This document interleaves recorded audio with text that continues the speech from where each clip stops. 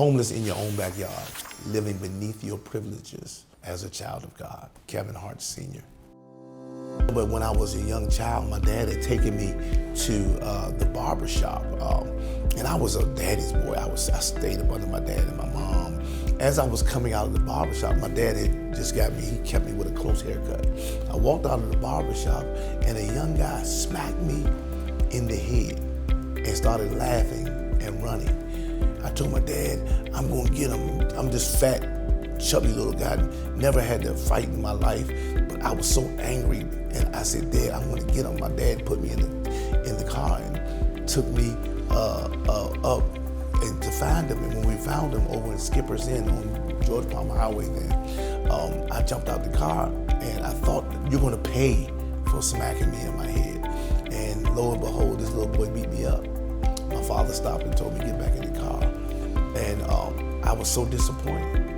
And the little boy's name was Tony. I didn't realize that he was one of the best boxers in the neighborhood. And so what ended up happening is I was so disappointed, I was so embarrassed, I was so ashamed, and I was just wondering how could Tony get away with smacking me in my head?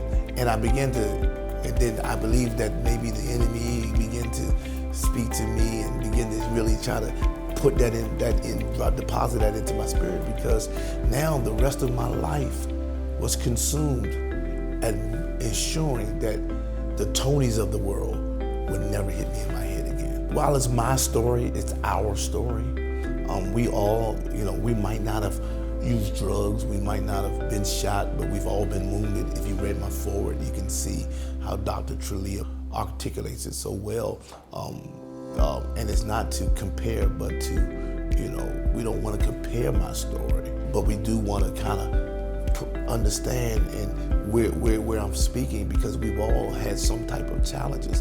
And the reflection questions are there to cause you to pause and reflect on your own journey and see, where am I living beneath my privileges?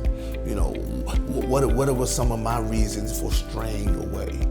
Who is my Tony? I want my life to be a street sign so that when you're coming up on your exit, on your turn, that this is a hey, I've been here. You don't have to go here. And here are some questions to let you know, to kind of help you reflect on, is this where I need to get off?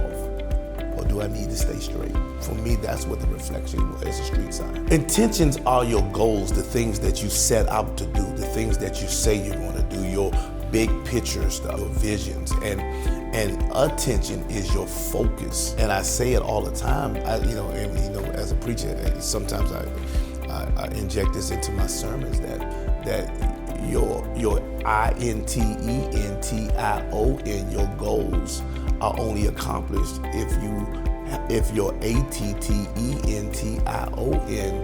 is focused on what your INTENTION are. So yeah, a lot of times we have these big dreams, but our focus does not support what we see, And I tell people, I know what you believe by how you behave. And so we have to, be very intentional about our attentions. I do an exercise with married couples. I do, when I'm counseling, I ask them, if in life you have time, statistics say you have time for one big dream, if you're lucky, two. So, and if I use this example, if money is not an object, what do you want to do? What do you want to be? What do you want to have? And who do you want to help? And I ask them to list 3 under each category. Then I go back and I say, remember, you only have time to accomplish 1 if you're lucky to. So I say, narrow this down to 1. So what they're telling me is that this is what I want to do. This is what I want to be. This is what I want to have. And this is who I want to help.